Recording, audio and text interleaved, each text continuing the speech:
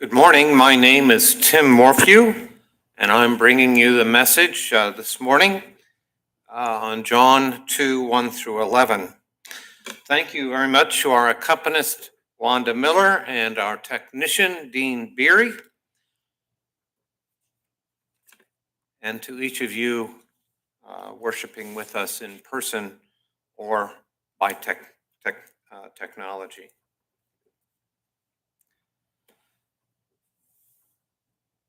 John 2, verses 1 through 11.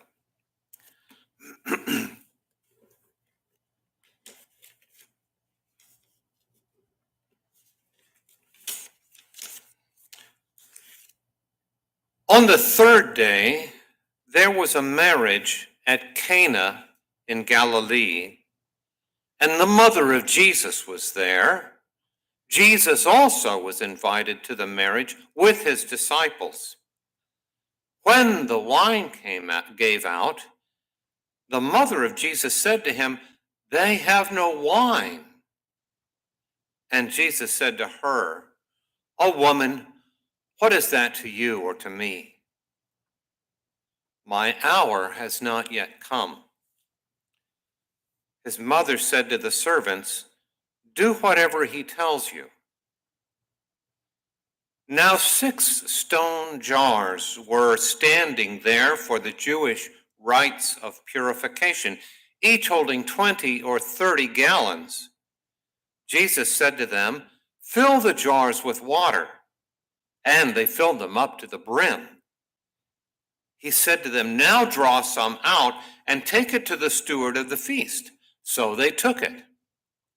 When the steward of the feast tasted the water, now become wine, and did not know where it came from, though the servants who had drawn the water knew, the steward of the feast called the bridegroom and said to him, "Every man serves the good wine first, and when men have drunk freely, then the poor wine, but you have kept the good wine until now. This, the first of his signs, Jesus did in Cana in Galilee and manifested his glory, and his disciples believed in him.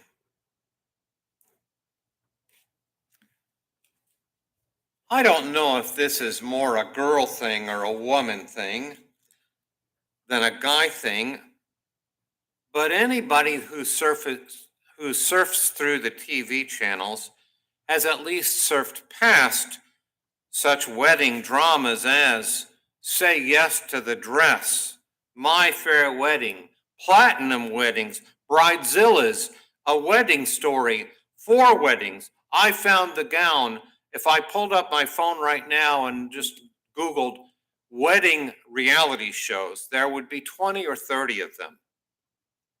Romance Channel gets enough followers to stay on, and that one is premised on the wonderful climax of weddings.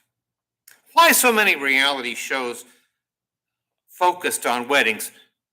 Could it be that people think, imagine, hope, dream that their wedding day will be one of, if not the best day of their lives?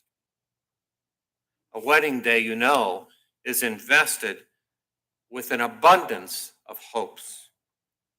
The ring bearer hopes that his mother won't scold him like she did last night after the rehearsal.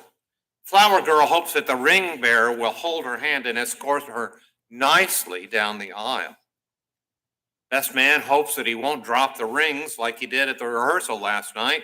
Maybe the maid of honor or some other bridesmaid hopes that she will catch the bride's bouquet. The musicians hope they will hit all their notes perfectly. The pastor hopes that he or she won't forget the wedding kiss like last night at the rehearsal. The bride hopes that the groom really means those vows of love and commitment that he is making. The groom hopes that the bride really means those vows of love and commitment that she is making. The parents of the groom hope that their love will endure, that the marriage will endure and last, and bless them until death doth them part. The parents of the bride hope that their love will endure, their marriage will endure, and bless them until death doth them part, and that they will be able to afford everything that they have committed to. And nearly everyone hopes that the newlyweds will indeed live happily ever after. Is there any other kind of celebration to which we bring higher hopes than a wedding? Isn't that what turns brides into bridezillas and grooms into groomzillas sometimes? All the hopes and dreams the bride has for a perfect wedding, and she's not the only one. Anybody who really cares for that bride and groom want things to go well, not only on their wedding day, but all the days afterwards as well. Family, friends, neighbors, loved ones, whole communities come out. That's probably why weddings are such a big deal, because we invest them with such hope for everything to be just right now and forever. We hope, I suppose, that a perfect wedding day will serve as a perfect launch for a perfectly happy marriage. So too, it seems, was the case when Jesus walked the earth. In those days, places like Cana of Galilee, in places like that, a wedding was a big deal. Not just for the immediate family, but really for the whole town. A wedding might be the high point of the year, the biggest party, the happiest celebration they could hope to see for a long, long time. Until the next wedding, I suppose. A wedding offered the whole community a bride interlude to an otherwise difficult and dreary existence.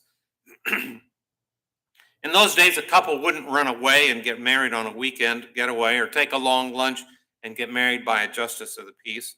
Now, in those days, a wedding was a major community event, an experience anticipated and shared by everyone who had any connection at all to the bride or their family, or the groom or his family. The typical feast could last up to 7 days. The ceremony would probably begin on a Tuesday at midnight. After the wedding, the father of the bride would take his daughter to every house so that everybody could see her and congratulate her. It was a community celebration. Weddings were times of great joy. I've read that after the late night celebration, the newlyweds were escorted to their new home. It would be dark, so they were conducted through the village streets by the light of flaming torches, by the longest possible route, so that almost everybody in the whole village could see them, greet them, cheer them on, and wish them well. The newlyweds would not go away on a honeymoon, but instead they stayed at home and kept it a kind of an open house. For a week or so, they would wear their wedding clothes and crowns upon their heads, and during that week they were treated royally, like a king and a queen, and people hastened to do whatever they asked. The rest of their lives might be very difficult. They would most likely spend their lives working hard, wearing themselves out just to survive, but for a week or so, they would celebrate. They would live life at its very best. Few of those who lived in villages like Cana had very much. They were mostly poor folks who worked hard to make a living in a hard land occupied and dominated as it was by the Roman Empire. Many of them made their lives by producing olive oil or wine, and yet they drank very little wine and ate even less meat. Cheese and bread and olive oil were their simple fare, with water for their daily thirst. But at a wedding, it was different. For a wedding, a couple's parents would have scrimped and saved for a long, long time so that they could really do it upright. Because even family and friends would speak harshly of those who could not carry a wedding off in style. Sheep and calves and every delicacy would have been served in profusion, and the wine would have flowed freely. In his commentary on John 2, William Barclay reminds his readers that for a Jewish feast, wine was essential. Without wine, said the rabbis, there is no joy. It was not that people got drunk. Oh no, drunkenness was a great disgrace. In fact, they mixed their wine with water, 2 parts wine, 3 parts water. But in the East, wine was essential. And hospitality, you remember, is a sacred duty in the East. Failure of provisions or at any time would embarrass a host or hostess, but for food and beverage to run out at a wedding would be a terrible humiliation for the bride and bridegroom. Even a bad omen for their future. Somebody's written that running out of wine is not just a little embarrassing, it's a disaster, because wine is a social lubricant. It's a sign of the harvest, of God's abundance, of joy and gladness and hospitality. And so when they run short on wine, they run short on blessing even. The wine has run out before the wedding has, and that's a catastrophe. So when they run out of wine at the wedding in Cana of Galilee, Jesus' mother is concerned. The way she acts in this scripture, if you look at it a couple times, makes you think that maybe she was related somehow to the couple. She tells the servants, and they obey her, for instance. This was not just a minor inconvenience. It's not just a small thing. It could be a bad sign, a bad omen for the wedding, for the marriage, a social disaster in the making, with distressing implications for the hosts. And so his mother tells Jesus about it. They are out of wine. Have you ever wondered why Mary tells Jesus that they're out of wine? Did she expect Jesus to do something about that? This is very early in John. We haven't had any miracles yet in John. Or was she just commiserating, just telling him the sad news that they're out? According to John's gospel, as I said, this is early in the public ministry of Jesus. So did Jesus' mother expect him to solve the problem? Did Mary know what Jesus was capable of doing? Maybe so. She says, do whatever he says. We can't be sure. But in his mother's report of the looming crisis, Jesus seems to hear a suggestion or a request or an expectation that he would do something. And he replies literally, "What to me and to you, woman?" Or what's that to you? My hour, what's that to me? My hour has not yet come. Scholars have written a lot and thought a lot about what's going on here.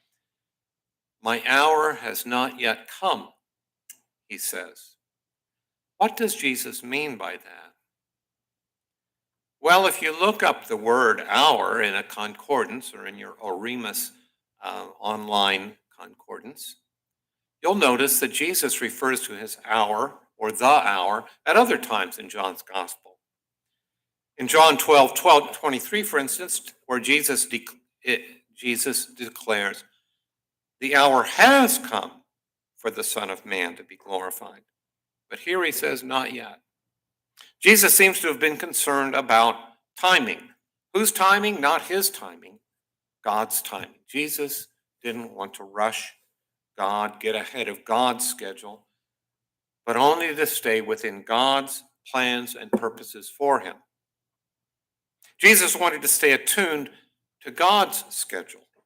So whatever he thought his mother was suggesting, implying, or hinting at, Jesus' sharp response makes it clear that he wants only to act according to God's agenda, God's playbook, God's prompting, and no one else's, not even his mother's. Yet, he proceeds then and averts social disaster by changing more than 120 gallons of water into wine, and that, observes the narrator at the epilogue, at the conclusion of the account, was the first of Jesus' miraculous signs. He thus revealed his glory, and his disciples put their faith in him. Now take a note here, my friends, because when John describes an event as a sign, he's inviting us to look beneath the surface. When John identifies some happening as a sign, he's indicating to his readers, to his hearers, that it has a deeper meaning or significance. In the Gospel of John, a sign is an act of Jesus that offers us a glimpse or an insight into what he is about, what his mission is about. In the Gospel of John, Jesus' signs tell us something about the broader significance of his mission and ministry. His signs aren't only what Jesus once did, but what Jesus does and will do again and again, even for the likes of me and you. So what does it mean that Jesus changes water into wine? Remember that it's wash water. It's for washing the feet of guests, or the ceremonial washings by which Jewish people keep themselves ritually clean. Cleanliness is a big deal for Jewish people, because, as Psalm 24, verses 3 and 4 say, "Who may ascend the hill of the Lord? Who may stand in God's holy place? Those who have clean hands and pure hearts." Strict Jews wash their hands not only before eating, but also before each course of the meal. The only way they knew to win God's acceptance, or to please God and stand God's good graces, was by keeping the law, obeying it as completely as possible. And the Jews needed that water so that they could be as clean and acceptable to God as possible. So what does Jesus' first sign mean? That he changed wash water into wine. Remember what the steward says in teasing the bridegroom on how good the wine is. Everybody serves the good wine first, and then the cheap stuff after the guests have had so much they can't tell the difference. But you've saved the best till now. Of course, we know what the servants know, that the joke is on the steward and on all the other guests as well, because what they're drinking had not long ago been wash water. Without wine, say the rabbis, there is no joy. The wine represents a gift of joy, not only for the bride and bridegroom, but for everybody who comes to the wedding, for all the hardworking folks thirsty for a little bit of joy, for everybody who ever tried to live a life perfectly pleasing to the Lord, or whoever strove to undo the wrong in their own lives. The gift of Christ is the wine that gladdens the heart of men and women instead of wash water required by the law. It's joy instead of duty. The gift of Christ is grace instead of law.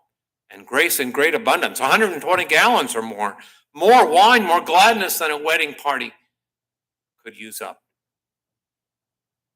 John 2:11 tells us that by changing wash water into wine, Jesus revealed his glory, and his disciples put their faith in him.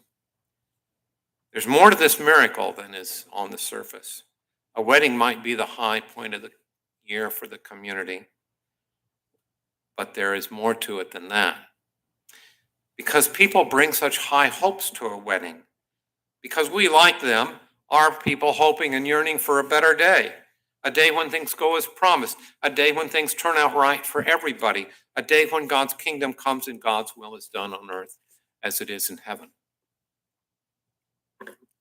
I really, really like how the acclaimed preacher Peter Gomes reads this sign of Jesus. Here's what Gomes writes.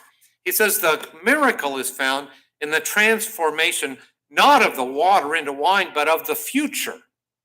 Notice how the miracle is defined. You have saved the best for now. And sisters and brothers, if this is the first of Jesus's miracle signs, can't we safely declare there is more to come? It's only the first sign. Even better things to come. With Christ, the future is going to be better than the past. That's the miracle. Better things to come, of which Jesus is the first and most important sign. He's out there ahead of us. He claims the future for us, says Gomes. When Jesus changes that wash water into wine, his disciples saw at work a divine power and a grace breaking into their very lives. They're in little old backcountry Cana. They saw wash water required by the law suddenly replaced by a generous, gracious abundance of wine, an abundance of wine like the prophets of old had associated with the coming day of the Lord. And when they saw the promises in which they had hoped for so long beginning to come true, his disciples put their faith in him, put their faith in Jesus, who delivered a couple of newlyweds from public humiliation. Jesus, who delivers believers from guilt to abundant grace. So when they saw the promises in which they had hoped for so long beginning to come true, right there in Cana at a wedding, coming true in a way that they could see and touch and taste, his disciples put their faith in Jesus. So may we, at this beginning of a new year, with our faith renewed, with joy refreshed, have hope as powerful as theirs. Amen. Would you sing with me number 71, Joyful, Joyful, We Adore Thee, 71 in the blue songbooks, please.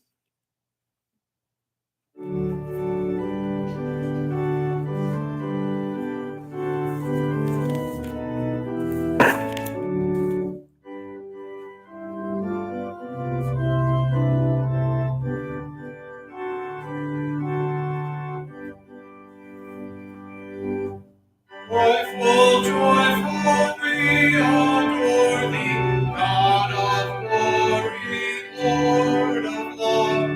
Hearts on full time first before thee, praising thee, their Son above.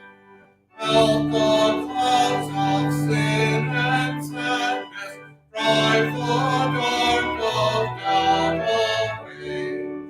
Gather all mortal gladness, fill us with the light of day.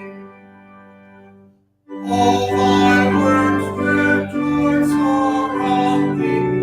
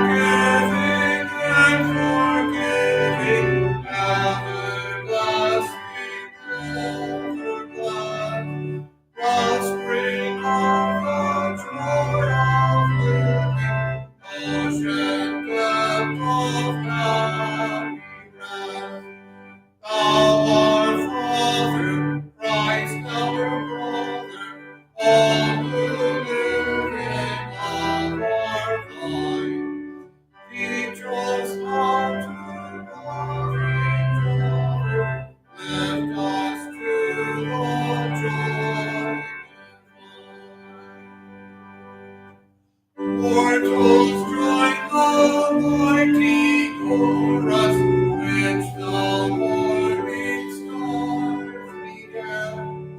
Of divineness ringing chorus, leading us with mercy's hand. Others singing, march we onward, victors in the midst of strife.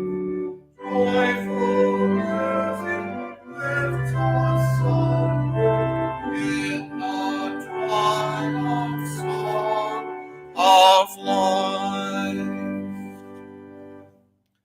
So let us go from this place, remembering that the God who calls us to faithfulness and mission also calls us to feasting and dancing. May the one who turned water into wine turn our tedium into festival and show us how to move between commitment and carnival. May God's will be done here where we live, and may impossible things come to pass. And may we find strength in the journey and joy in the struggle through the abundant grace of God. Amen.